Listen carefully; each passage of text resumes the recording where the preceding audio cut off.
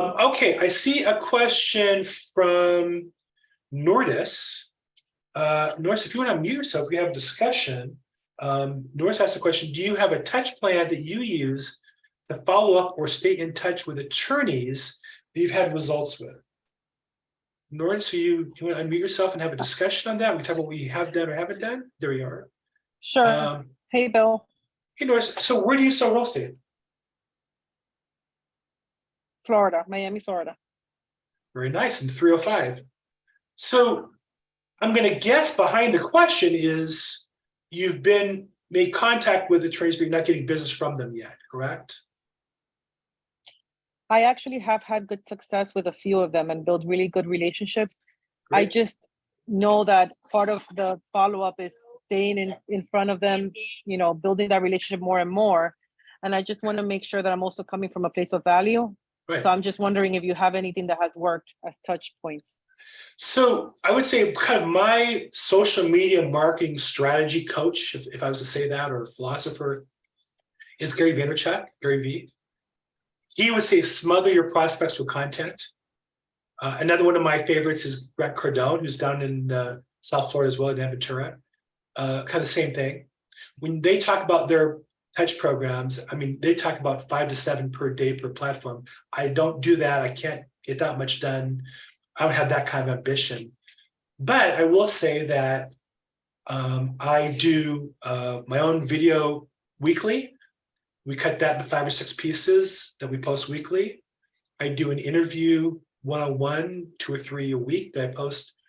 And I do a weekly content piece that I send out every week to my whole past client database. And all that stuff's going on Facebook, LinkedIn, and my YouTube channel. And I do my best to get attorneys, when I meet somebody, only when I meet them, to add them in my LinkedIn, which I think the attorneys hang out, as well as Facebook. I'm not really that big on Instagram. I'm older, and attorneys skew a little older, at least in my experience. Maybe I should also use Instagram as well. I don't know. But anyhow, my point is I do that. And I send to anybody who I put into my center of influence, meaning I've met you, and meeting could be a Zoom call, meeting could be a phone call, and I have a relationship with you. I know, like, and trust you. You know, like, and trust me. I just put them in my category called COI, which is what I call it. And then they get an email every week that I send out, and then they get flagged into all the other social media stuff. So that's what I do. I don't do anything particular to call back. I do send out during the year holiday cards and things to probate attorneys. Coffee cups. I'm only been coffee cups, food, brownies. I'm Jewish, so on Jewish holidays I send some stuff out. So I can't say I'm really diligent on any of that, or particularly good on any of that. But the main thing I do is value-based social media posting. And I don't even know how. Every time I count up how much I do, I get nauseous. And I think, how could this be? They do all this stuff, but it's working for me, so that's what I'm doing. Now, did that answer your question? Thank you for that. That absolutely. Now, in terms of the value add content, I'm assuming you focus on things that you can answer on a day-to-day basis that is real estate related, and that is of value to the attorneys that you're meeting with or following up with. Yeah, I think that, and again, everybody has to do their own self-reflection, who they are and where they fit in the marketplace, and what value they're going to bring to it.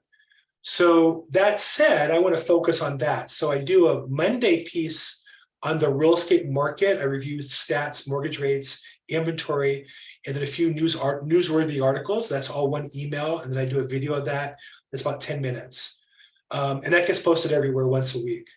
The rest of it, really, I'm just doing interviews about, I interview vendors. I interview, insurance company, a lender, hard money lender, probate advance companies, probate bond companies. I interview real estate agents in probate space, a lot of as many attorneys as I can, private investigators, real estate attorneys that do tenant evictions, anything related to my business.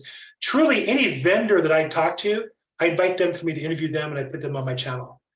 So I'm always looking for content that I assume is kind of like a day in the life of a real estate broker who specializes in probate. What does it look like? Well, these are the people I work with. So, and then by interviewing people, you kind of get into their social media group as well. But I focus all on value. I very rarely do anything motivation based or I'm not sure what else. I see a lot of content. I always felt like when I was an agent at a company, when the broker was talking about motivation stuff, he ran out of things to teach us to help us do our job.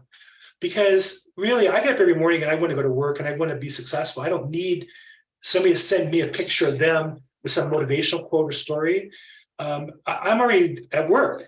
But if you give me a tip to help me be better at my job or more better at my work, better at my business, I'm all ears. So I've always focused on that. And you might say, well, Bill, most people aren't motivated like you. Okay, I just don't want to work with them. Like, I don't really care. If you don't want to, I've had coaching clients say to me, Bill, I need you to text me in the morning to wake me up and get out of bed. I said, no, if you don't want to get out of bed in the morning, I really don't want to work with you. I want to work with people who jump out of bed and can't wait for my call and want to talk about how we can work together and help. And the privilege of doing business is you get to choose to who you work with. And I don't mean to be arrogant, and I don't mean to put the other people down. I have my own problems. Just motivation isn't one of them, at least in work. Is that too far off track? I'm sorry. Love the answer, and thank you for that. Thanks, Extremely useful. Thanks, Doris. Thanks so much. Okay, who else has a question, comment? That was a touch plan for attorneys, which is I send everybody. This is the other thing. We have people have these complicated, sequences and this and that, and they get so caught up in designing it. It's like in fact, I was talking to McKenna today about doing a workshop on content creation. I had my team members ask me to put something together, so I think I'm going to do that. But how do you create content every week? And one is I have literally in my calendar every week an hour to do the work, where it starts off with me I have a list of sources that I like to get information from. I'm always adding to that. And I'm reading and learning about something I find interesting. And if I find interesting, I assume people who want to work with me would find it interesting as well. And again, if you don't, I'm okay with that. But I have another colleague who writes a piece every week, and he talks a lot about political issues and a lot about celebrity real estate. And I know other people who enjoy that. I just don't. I could care less what house a celebrity buys or doesn't buy. But I do care about mortgage rates. I do care about sales. I do care about the industry.